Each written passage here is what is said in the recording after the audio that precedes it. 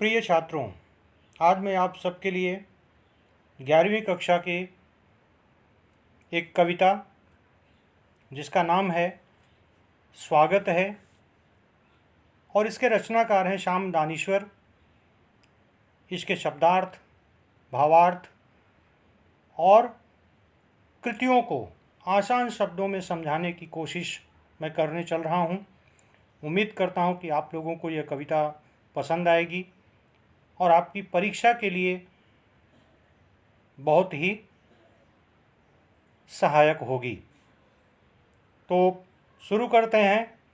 स्वागत है, जिसके कवि हैं श्याम दानेश्वर। तो किसी भी कविता को पढ़ने के पहले हमें उसके कवि के जीवन परिचय के बारे में भी जान लेना बहुत ही आवश्यक है। कवि श्याम दानेश्वर जी का जन्म फरवरी 1943 में हुआ। शिक्षा प्राप्त करने के पश्चात आप हिंदी अध्यापक के रूप में कार्यरत रहे। हिंदी के प्रति लगाव होने के कारण साहित्य रचना में रुचि जागृत हुई। प्रवासी साहित्य में मॉरिशस के कवि के रूप में आपकी पहचान बनी। अपने परिजनों के विछोह का दुख, परिवार से अलग होने का दुख, गुलामी की पीड़ा आपके काव्य में पूरी संवेदना के साथ उभरी है। यथार्थ अंकन के साथ भविष्य के प्रति आशावादिता आपके काव्य की विशेषता है। प्रवासी भारतीय साहित्य में आपका महत्वपूर्ण योगदान रहा है। श्याम दानेश्वर जी की मृत्यु 2006 में हुई। प्रमुख कृतियां हैं पागल, कमलकांड, ये दोनों उपन्यास हैं और इनके काव्य संग्रह भी हैं। इसके आगे चलते हैं। हम स्वागत है कविता का काव्य प्रकार देखते हैं कि यह कविता कौन सी विधा में लिखी गई है। विदेशों में बसे भारतीयों द्वारा हिंदी में रचा गया साहित्य प्रवासी भारतीय हिंदी साहित्य कहलाता है।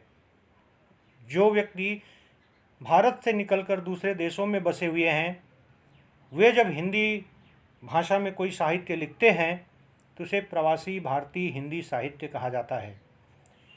इन रचनाओं ने नीति, मूल्य, मिथक, इतिहास, सभ्यता के माध्यम से भारतीयता को सुरक्षित रखा है।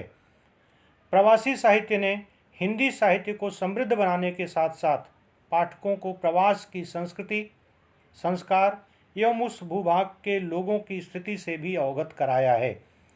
अभिमन्यु अनंत, जोगिंदर सिंह कंवल, स्नेहा ठाकुर आदि अन्य प्रवासी साहित्यकार हैं। ये नाम भी हमें याद रखने पड़ेंगे। यहाँ पर 2 प्रश्नों के उत्तर आप लोगों को मिलेंगे। प्रथम कि स्वागत है कविता की विधा लिखिए, तो उत्तर रहेगा प्रवासी भारतीय हिंदी साहित्य। दूसरा प्रश्न यहाँ बन सकता है कि अन्य प्रवासी साहित्यकारों के नाम लिखिए, तो इसमें अभिमन्यु अनंत, जोगिंदर सिंह कंवल, स्नेहा ठाकुर आदि के नामों का उल्लेख आप लोग कर सकते हैं। आगे चलते हैं। काव्य परिचय। स्वागत है कविता के बारे में थोड़ा सा संक्षिप्त परिचय हम लोग देखते हैं। प्रस्तुत कविता में कवि प्रवासी भारतीयों को अपनी विगत दुखद स्मृतियां भुलाकर मॉरिशस आने के लिए प्रेरित कर रहा है। मॉरिशस की भूमि नहर के समान है, जहां परिजनों से मिलाप होगा। लघु भारत के आंगन में कवि सभी का स्वागत कर रहा है। कवि ने गिरमिटियों के जीवन में आए सकारात्मक पहलुओं को उजागर किया है। गिरमिटियों की पीढ़ियों के मन में स्थित भारतीयों की संवेदनाओं और उनकी सर्जनात्मक प्रतिभाओं के दर्शन भी कराए हैं। अब हम शुरू करते हैं कविता का पठन और उसके साथ साथ हम उसका भावार्थ भी बताते चलेंगे। तो स्वागत है, स्वागत है, स्वागत है, स्वागत है। आओ आओ आओ, ओ मेरे बिखरे हुए मेरे परम दोस्तों, आप सबों का सप्रेम स्वागत है।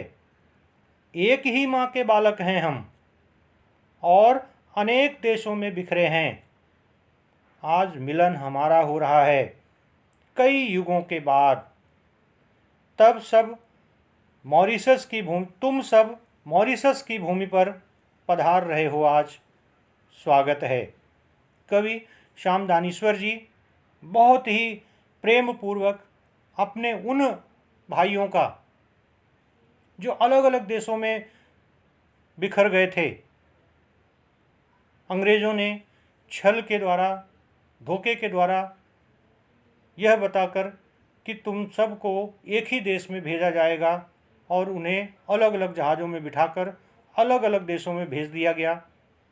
कई पीढ़ियों के बाद आज श्याम दानेश्वर जैसे बहुत सारे साहित्यकार या बहुत सारे भारतीय जो अन्य देशों में निवास करते हैं, उन सबको मॉरिशस की धरती पर कवि प्रेम पूर्वक उनको बुला रहा है और वो कह रहे हैं कि स्वागत है, स्वागत है, स्वागत है इस पवित्र भूमि पर, अर्थात मॉरिशस की धरती पर आप सभी का स्वागत है। ओ मेरे भाइयों, में बिखरे हुए मेरे परम दोस्तों जो अलग अलग देशों में बिखर गए हैं, जो अलग अलग देशों में रहते हैं, ऐसे मेरे परम मित्रों, दोस्तों, आप सभी लोगों का मैं सप्रेम स्वागत करता हूँ। हम सब तो एक ही माँ के संतान हैं, एक ही माँ के बच्चे हैं। ये अलग बात है कि हमें अलग अलग देशों में बिखेर दिया गया, अलग अलग देशों में हमें भेज दिया गया। धोखा हुआ था हमारे साथ, छल हुआ था हमारे साथ, पर उन सब बातों को भूलकर हमें इस बात की खुशी मनानी चाहिए कि आज हमारा मिलन हो रहा है।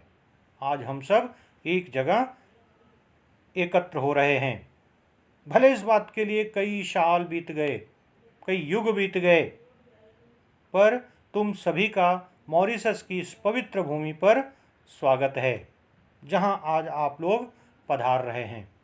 मैं आपका दिल से मॉरिशस की इस धरती पर स्वागत करता हूं। इससे संबंधित यहाँ पर कुछ कृतियाँ भी दी गई हैं। पद्यांश आकलन भी देखना हम लोगों के लिए बहुत ही ज़रूरी है एग्ज़ाम की दृष्टि से। पद्यांश आकलन कृति 1, पद्यांश में उल्लिखित संबोधन कविता पढ़ेंगे तो आप लोगों के लिए भी थोड़ा सा काम मैं यहाँ पर देना चाहता हूँ कि इसका उत्तर ढूंढकर यहाँ लिखना है। कृति अ है, उत्तर लिखिए। मॉरिशस की धरती पर आने वाले लोगों के बारे में कवि बताता है।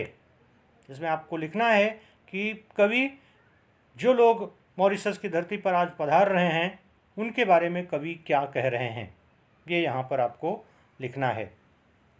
कृति 2, शब्द संपदा। ये व्याकरण से संबंधित छोटे छोटे प्रश्न यहाँ पर पूछे जाएंगे। निम्न शब्दों में उचित उपसर्ग लगाकर नए शब्द बनाइए। स्वागत, देश, एक, इस तरह से। कृति 3 में अभिव्यक्ति, जो कि बहुत ही महत्वपूर्ण होती है, और अभिव्यक्ति में लिखना है कि विश्व बंधुत्व की भावना आज के समय की आवश्यकता है। इस पर अपने विचार लिखिए। अब हम आगे बढ़ते हैं। कविता का दूसरा भाग, जिसमें कवि लिखते हैं कि हम सब जहाजिया भाई ठहरे, कोई इस जहाज़ पर चढ़ा था तो कोई उस जहाज़ पर चढ़ा था, और जब जहाज़ पानी में बहने लगे तो एक ही देश में नहीं पाए गए। लंगर पड़ा जब समुद्र तट पर, हक्का बक्का ताकने लगे, अरे कहाँ आ गए हम इतनी दूर, अरे मेरे भाई भतीजे कहाँ हैं। इस जहाज़ में जगह नहीं थी, फिर उस जहाज़ पर तो चढ़े थे, स्वागत है। बहुत ही मार्मिक मन की पीड़ा यहाँ पर कवि ने व्यक्त करने की कोशिश की है कि हम सब जहाजिया भाई ठहरे। हम सब लोग जो यहाँ पर पधारे हैं वो सब जहाजिया भाई हैं, क्योंकि हम लोग एक ही जहाज से यहाँ पर पहुँचे थे। कोई इस जहाज़ पर चढ़ गया था, कोई उस जहाज़ पर चढ़ गया था, क्योंकि अंग्रेज़ों ने हमारे साथ धोखा किया था। वो बोले थे कि किसी भी जहाज़ पर बैठ जाओ, जहाज़ एक ही जगह पहुंचेगा, पर ऐसा नहीं हुआ। जब पानी में जहाज़ चलने लगा, आगे बढ़ने लगा, तो हम लोगों के साथ यही धोखा हुआ था कि हम लोग एक देश में नहीं पाए गए, अलग अलग देशों में हमें बिखेर दिया गया। लंगर लोहे का वह कांटा होता है जिसे जहाज़ खड़ा करने के लिए जंजीरों के माध्यम से बांधकर समुद्र में गिरा दिया जाता है। तो लंगर पड़ा जब समुद्र तट पर, हक्का बक्का ताकने लगे, सभी लोग आश्चर्य में पड़ गए, हक्के बक्के से एक दूसरे को देखने लगे कि अरे इतनी दूर हम लोग कहाँ आ गए। और आ गए वो बात तो ठीक है, पर हमारे बाकी के लोग कहाँ पर हैं, हमारे भाई भतीजे कहाँ हैं? यहाँ पर तो कोई पहुँचा ही नहीं। इस जहाज़ में जगह नहीं थी, फिर उस जहाज़ पर तो चढ़े थे, आखिर कहाँ गए वो लोग? बाकी के लोग यहाँ पर क्यों नहीं पहुँचे? यहाँ पर मैं बता देना चाहता हूँ कि अंग्रेज़ों का यही एक धोखा था कि उन्होंने बताया कि सबको एक जगह पर भेजा जाएगा, पर कोई भी एक जगह नहीं पहुँचा। इस तरह से लोगों को अलग अलग बांट दिया गया था, पर एक ही परिवार के लोगों को, भाई भतीजों को अलग अलग देशों में भेज दिया गया था। यहाँ पर शब्दार्थ भी दिया गया है, इसको भी आप लोग ध्यान से देखिएगा। शब्द संपदा पद्यांश आकलन भी यहाँ पर दिया गया है, और इसके जो भी कृतियाँ हैं इसे आपको पूरी करनी है। कविता के आधार पर, पद्यांश के आधार पर आप लोगों को ये सभी लिखना है, जिसमें 3 प्रकार की कृतियाँ बनती हैं। पहली कृति, दूसरी शब्द संपदा और तीसरी अभिव्यक्ति। आगे बढ़ते हैं कि स्वागत है, भूल जाओ वह पुरानी कथा मेरे हृदय के टुकड़ों, भूल जाओ वह जहाजी कारनामा, जो होना था प्रारब्ध में वही तो हुआ हम सबके साथ। अब रोना रोने से क्या होगा, जहाजी प्रणयन को सोचना क्या, आज तो हम मिल ही रहे हैं युग युगांतरों बाद, देखो हम सब कैसे साथ हैं आज, लघु भारत के प्रांगण में स्वागत है। कवि उन सारे लोगों को यह कहना चाहते हैं कि आज मैं आप सबका मॉरिशस की पवित्र धरती पर स्वागत कर रहा हूँ। हम सबको पुरानी कहानियों को भूल जाना चाहिए, हमें अपने अतीत को भूल जानी चाहिए। आप सब मेरे हृदय के टुकड़े हो, आप सब मेरे एक अभिन्न हिस्से हो। जो भी जहाजी कारनामा, जो भी हम लोगों के साथ हुआ था, उसे हमें अपनी किस्मत मानते हुए, प्रारब्ध किस्मत मानते हुए उसे भूलने की कोशिश करनी चाहिए। हमारी जो किस्मत में था वही हमारे साथ हुआ, और उस बात को याद करके रोना रोने से अब कोई फ़ायदा होने वाला नहीं है। जहाज़ों पर बैठाकर हम लोगों को जो अलग अलग जगहों पर ले जाया गया था, हमारा प्रणयन जो हुआ था, ले जाया गया था, उसको सोचने से कोई फ़ायदा नहीं मिल रहा है। बल्कि हमें इस बात की खुशी मनानी चाहिए कि आज हम सब मिल रहे हैं, कई सालों के बाद, कई युगों के बाद। देखो आज हम सब भारत के इस छोटे से आंगन में, जिसे मॉरिशस कहा जाता है, यहाँ पर खुशियाँ मनाने के लिए हम लोग मिल रहे हैं। तो मैं आप सबका हृदयपूर्वक यहाँ स्वागत करता हूँ, और आप लोगों से यह बात कहता हूँ कि हमें पुरानी बातों को भूल जाना चाहिए और नए जीवन का, नए युग का प्रारंभ करना चाहिए। तो मैंने आप शब्दार्थ भी दे दिए हैं, इसके साथ ही साथ हमें पद्यांश आकलन भी और उसके आधार पर जो कृतियाँ बनती हैं वो मैंने आप लोगों के लिए यहाँ पर बना दिया है। इसके उत्तर आप लोगों को खुद से ढूंढकर लिखने हैं। आगे की पंक्तियों को देखते हैं कि पनिया जहाज पर कौन चढ़ेगा भैया, बड़ा डर लग रहा है उससे, तो कहीं पुनः दोहरा न दे इतिहास हमारा, इस उस धरती पर बिखर न जाएं, खोजते हुए निज बंधुओं को। आसमान की राह पकड़ आगे चल, मॉरिशस की भूमि पर उतरेंगे सब। नैहर हो जैसे वही हमारा, बाबुल के लोग वहीं मिलेंगे।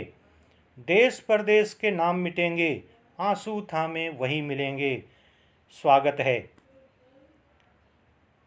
जितने लोग भी अलग अलग देशों से आ रहे हैं, आज कई सालों के बाद भी उनके मन में एक शंका उठ रही है। ये मानव स्वभाव होता है और उनके मन में यह शंका है कि इस पानी की जहाज़ पर चढ़ने से आज भी वैसा ही डर लग रहा है कि कहीं ऐसा न हो कि वो हमारा इतिहास, वह हमारा अतीत कहीं दोहरा न दिया जाए। कहीं फिर से ऐसा न हो कि हमें अलग अलग देशों में भेज दिया जाए। ये उनके मन में एक शंका बनी हुई है। कहीं ऐसा न हो कि हमें फिर से अलग अलग धरती पर अलग अलग देशों में बिखेर दिया जाए, खोजते हुए निज बंधुओं को। पर कवि उन लोगों को आश्वस्त करना चाहते हैं, उनको भरोसा दिलाना चाहते हैं कि आपको डरने की ज़रूरत नहीं है। अपने अपने भाई बंधुओं को खोजते हुए, आसमान का रास्ता पकड़ते हुए तुम्हें आगे बढ़ते चले आना है। मॉरिशस की भूमि पर ही आप सब उतरोगे, इसका मैं भरोसा दिलाता हूँ। ये आपका नैहर है, ये माँ का घर है। बाबुल के लोग वहीं मिलेंगे। माता पिता के घर के लोग मॉरिशस में ही मिलेंगे, यानी यही आपका दूसरा घर भी है। देश परदेश के नाम मिटेंगे। भले आप अलग अलग देशों के हैं, पर आज हमें उन सब को भुलाकर सिर्फ एक माँ की संतान के रूप में मॉरिशस की धरती पर मिलना है। और यहाँ पर रहने वाले सभी अपने आँखों में आंसू लिए हुए, खुशी के आंसू लिए हुए आज आप सबका स्वागत कर रहे हैं। आंसुओं के साथ आज हमारा मिलन होगा, हम सब यहाँ पर मिलेंगे। यहाँ पर शब्दार्थ भी है, उसके साथ साथ पद्यांश आकलन कृतियाँ भी मैंने आप लोगों को दे दी हैं। पर हाँ, इसके उत्तर मैंने नहीं लिखे हैं। उत्तर आप लोगों को अपने मन से पद्यांश को पढ़कर उसको ढूंढते हुए उसके उत्तर को लिखना है। तो अब हम आगे चलते हैं। आगे की पंक्तियों को हम पढ़ेंगे।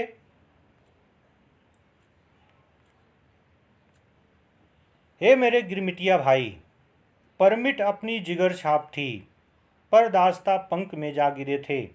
कितने युग लगे पंकज बनने में, मारीच से मॉरिशस बनने में। देखो इस पावन भूमि पर वन बांधवों का सफल प्रणयन। यह तो तब था घास ही पत्थर, पत्थर में प्राण हमने डाले। देखो इस देश को घूम घूम कर बिछड़े बंधुओं के लहू कणों का स्वागत है। यहाँ पर भी कवि बहुत ही मार्मिक ढंग से उन पुरानी और नई बातों को बताने की कोशिश कर रहे हैं कि मेरे गिरमिटिया भाई। गिरमिटिया भाई उनको कहा जाता था जिनको अंग्रेज अनुबंध के आधार पर, कॉन्ट्रैक्ट के आधार पर बाहर मजदूरी करने के लिए भेजते थे, जिनकी अपनी एक पहचान होती थी जो अपने सीने से लटका कर वो रखते थे। तो उन्हें कहा जा रहा है कि परमिट अपनी जिगर छाप थी, जो परमिट ही अपनी एक पहचान हुआ करती थी। और गुलामी के कीचड़ में जाकर हम लोग गिर गए थे। बहुत युग लगे, बहुत साल लगे कीचड़ से कमल बनने में। उस दास्ता से स्वतंत्रता की तरफ, गुलामी से आज़ादी की तरफ बढ़ने में बहुत साल लगे। कीचड़ से पंकज यानी कमल बनने में बहुत समय लगे। मारीच से मॉरिशस बनने में, मॉरिशस का यह धार्मिक नाम मारीच के आधार पर भी बना है। तो देखो इस पवित्र भूमि पर आप सभी का स्वागत है। वन बांधवों का सफल प्रणयन, जो यहाँ पर हमारे भाई बंधु लाए गए थे, उनका प्रणयन कितना सफल रहा, आज यह सब हमें देखना है। पहले तो यहाँ पर सिर्फ घास फूस पत्थर ही होते थे। उन पत्थरों में हम लोगों ने जान डाल दी और इस तरह से मेहनत करके इस घास और पत्थर के शहर को हम लोगों ने स्वर्ग का शहर बना दिया। देखो इस देश को घूमकर, यहाँ पर आप सबके अपने भाइयों के खून के लहू के कण मिलेंगे। जो भी सफलता आज मॉरिशस में दिख रही है, उन सब के पीछे कहीं ना कहीं हमारे भाई बंधुओं के रक्त के कण मिले हुए दिखेंगे। आइए, ऐसी धरती पर आप सभी का स्वागत है। आगे बढ़ते हैं। ये मेरे भारत, नेपाल, श्रीलंका, फिजी, सूरीनाम, पाक Guyana, south Africa, UK, USA, Canada, France, Réunion आदि के सहोदर बंधुओं, इस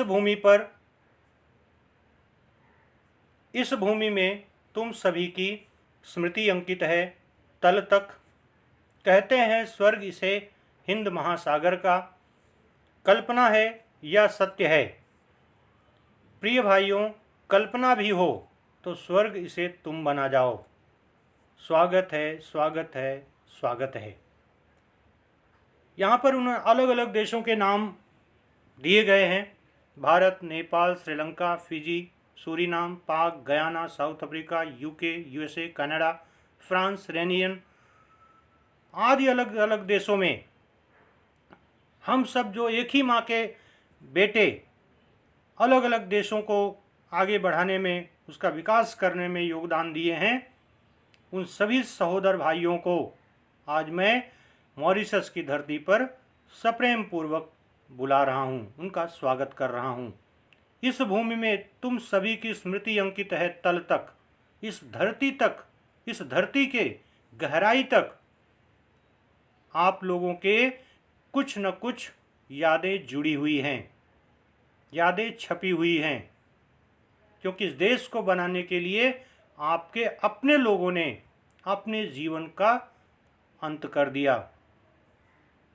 इसीलिए इसे हिंद महासागर का स्वर्ग कहा जाता है। कल्पना है या सत्य है? यह सत्य है कि इमेजिनेशन है, कि कोई ख्वाब है, कोई सपना है, मैं यह नहीं जानता हूँ। पर मेरे प्रिय भाइयों, अगर यह एक सपना है, एक कल्पना भी है, तो स्वर्ग बनाने का काम तुम लोगों को करना है। इस देश में आकर इसे फिर से हमें स्वर्ग बनाना है। इसीलिए मैं आप सबको इस पवित्र भूमि पर बुला रहा हूँ, आपका प्रेम पूर्वक स्वागत करता हूँ, स्वागत करता हूँ, स्वागत करता हूँ। तो कवि अपने उन बिछड़े हुए भाइयों को आज एकता के सूत्र में बांधने के लिए, उनको अपने पुरानी यादों से जोड़ने के लिए, अपने पूर्वजों की यादों को समेटने के लिए आज मॉरिशस की धरती पर सभी प्रवासी भाइयों को बुला रहे हैं। तो इस आधार पर यहाँ पर मैंने शब्दार्थ भी दे दिए हैं, उनको भी आपको पढ़ना है, ध्यान से देखना है। इसके साथ ही साथ पद्यांश आकलन, जिसका उत्तर मैंने नहीं दिया है, पद्यांश आकलन के आधार पर आप लोगों को कृतियों के उत्तर जोड़कर लिखने हैं और कृति, शब्द संपदा, अभिव्यक्ति आपको अपने मन से लिखने हैं।